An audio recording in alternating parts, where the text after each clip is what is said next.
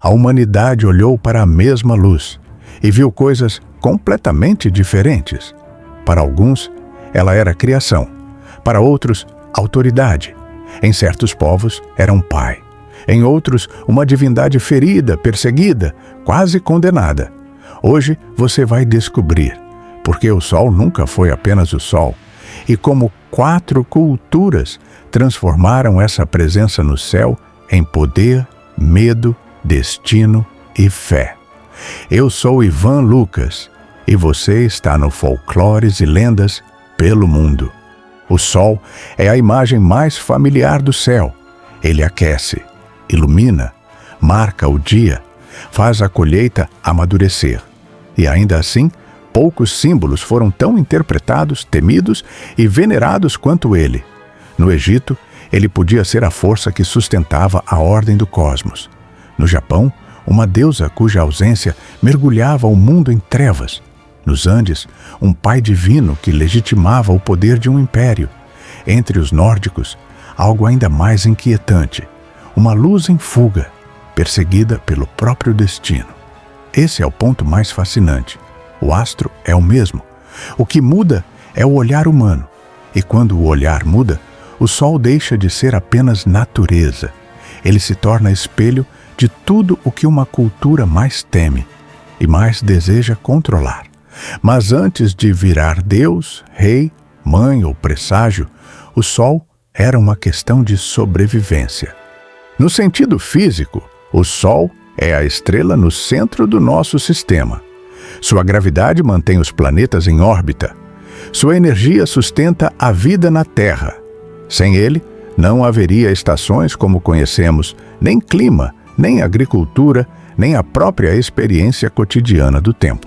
Mas, para povos antigos, isso não aparecia como uma explicação científica. Aparecia como presença.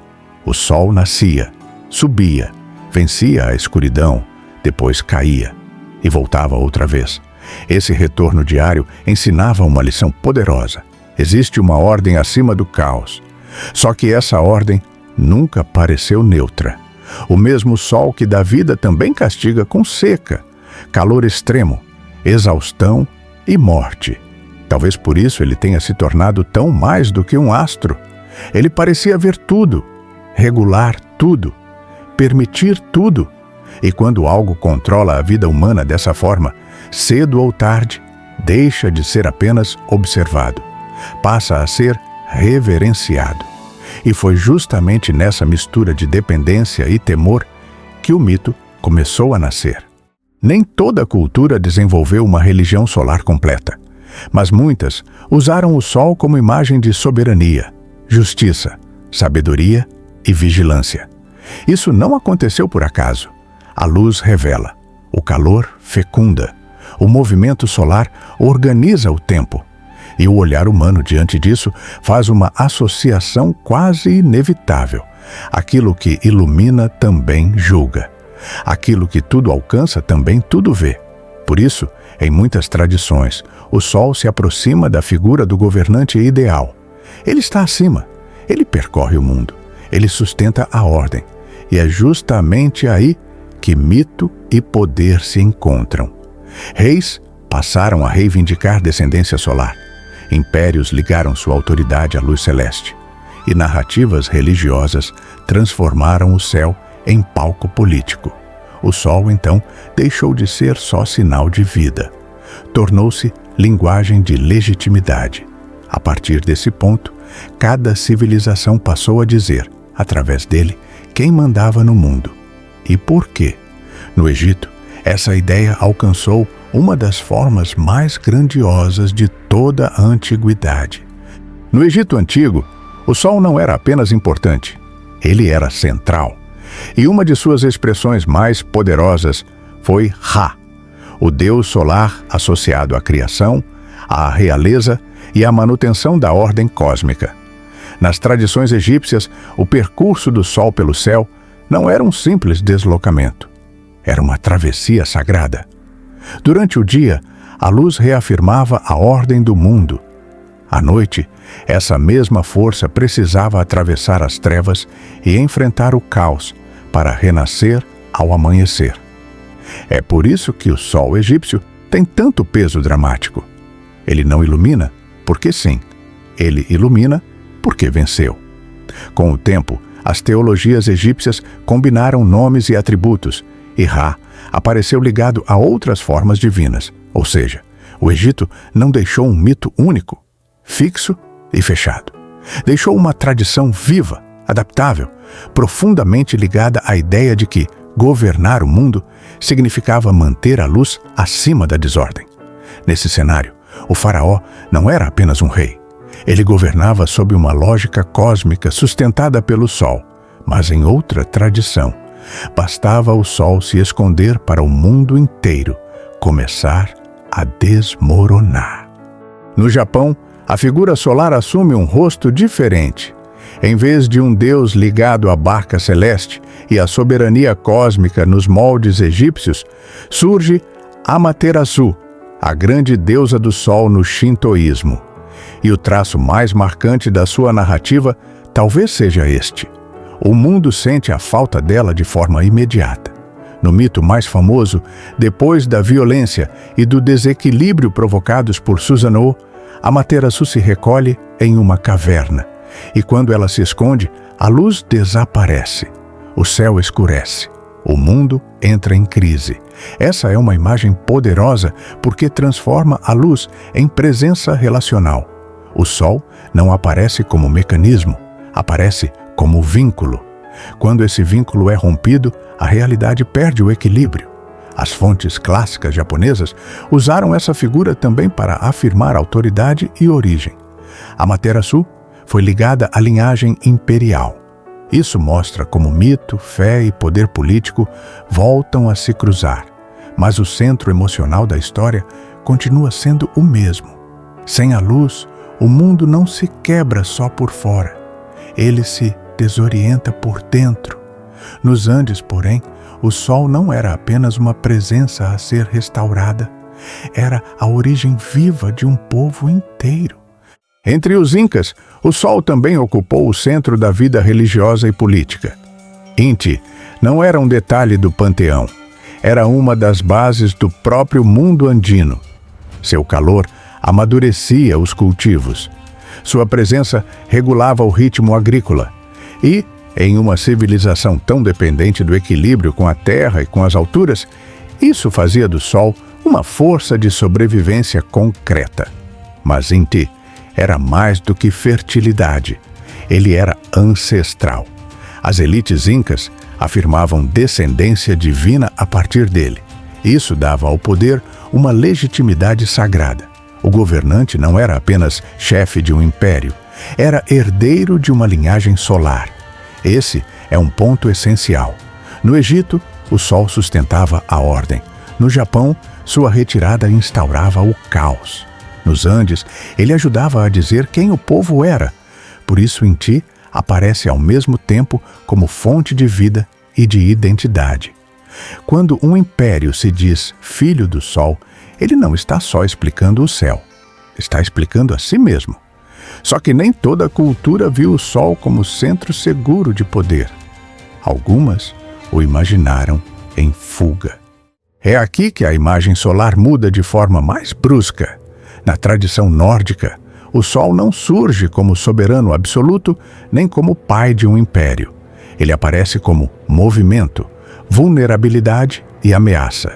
Sol, a personificação do sol, cruza o céu em sua carruagem.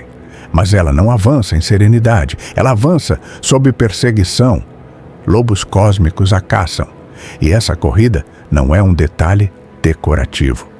Ela faz parte da própria estrutura do mundo. Isso é profundamente nórdico. A ordem existe, sim, mas ela existe cercada pela possibilidade do colapso. Até a luz está submetida ao tempo, à violência e ao fim. No Ragnarok, essa perseguição alcança o clímax. A ordem cósmica é quebrada e o sol é finalmente alcançado. Ainda assim, mesmo nessa visão dura, existe continuidade. Algumas tradições falam de uma filha que seguirá seu curso depois da queda. Ou seja, mesmo quando a luz perde, o ciclo não termina por completo. E talvez essa seja a leitura mais inquietante de todas. O Sol não é invencível, mas também não desaparece sem deixar herança. Quando essas 4 visões se encontram, o mais revelador não é a diferença entre elas, é o que todas dizem sobre nós. Colocadas lado a lado, essas 4 visões formam um mapa humano impressionante. No Egito, o Sol garante a ordem. No Japão, sua retirada desorganiza o mundo. Nos Andes, ele legitima origem e poder. No norte europeu, ele corre sob ameaça. Muda o mito. Permanece a necessidade. Toda cultura parece perguntar ao Sol a mesma coisa. Quem sustenta a vida? E o que acontece quando essa sustentação falha? E é por isso que o símbolo solar continua vivo na cultura pop. Em Okami, Amaterasu retorna como deusa solar em forma de lobo branco, unindo mito japonês e jornada de restauração. Em Sunshine, o Sol deixa de ser divindade, mas volta a ser presença quase sagrada e aterradora, agora em chave científica e apocalíptica. Em Superman, a luz de um sol amarelo não é só energia física, ela vira fonte de poder, quase uma versão moderna da bênção celeste. E em Smite, deuses de tradições diferentes, como Ra, Amaterasu e Sol, são rearranjados lado a lado, transformando antigas cosmologias em linguagem de jogo e confronto simbólico. Nada disso é reprodução pura dos mitos originais. É a releitura, às vezes fiel em traços centrais, às vezes livre. Mas a permanência do Sol nesse imaginário mostra uma coisa. Mesmo na modernidade, ainda tratamos a luz como se ela dissesse algo sobre destino, força e permanência. Talvez o mais surpreendente seja que, no fim, nenhuma dessas culturas estava apenas falando do céu. No fim das contas, o Sol sempre foi mais do que luz. Ele foi a linguagem que diferentes povos encontraram para falar de ordem, poder, medo, origem e continuidade. Ra dizia que a luz precisa vencer o caos todos os dias. Amaterasu mostrava que a ausência da luz também é uma ferida do mundo. Inti transformava o calor do céu em identidade coletiva. E Sol lembrava que até a claridade pode correr sob ameaça. Talvez seja por isso que o Sol nunca tenha sido apenas admirado. Ele foi interpretado, humanizado, sacralizado. Porque, ao olhar para ele, a humanidade via algo que ainda hoje nos acompanha. A necessidade de acreditar que existe uma força capaz de sustentar o mundo, mesmo quando tudo ao redor parece instável. Chegamos ao final de mais uma história. Se esse vídeo fez você enxergar o Sol para além de um astro no céu, já deixa o seu like, se inscreve no canal e ative o sininho de notificação para continuar explorando mitos, lendas e símbolos que atravessam o tempo. Agora eu quero saber a sua opinião. Para você, o Sol aparece de forma mais fascinante como criador da ordem, como presença divina, como pai de um povo, ou como uma luz perseguida pelo destino? Me conta nos comentários. Eu leio todos.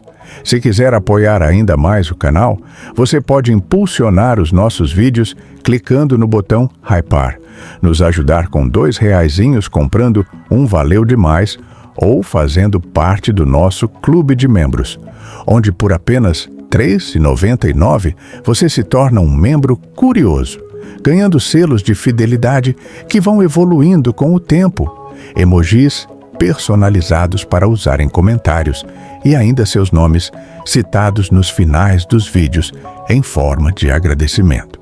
Mas, independentemente disso, a sua presença aqui já faz toda a diferença. Muito obrigado por caminhar com a gente. Nos vemos no próximo vídeo, aqui em Folclores e Lendas pelo Mundo.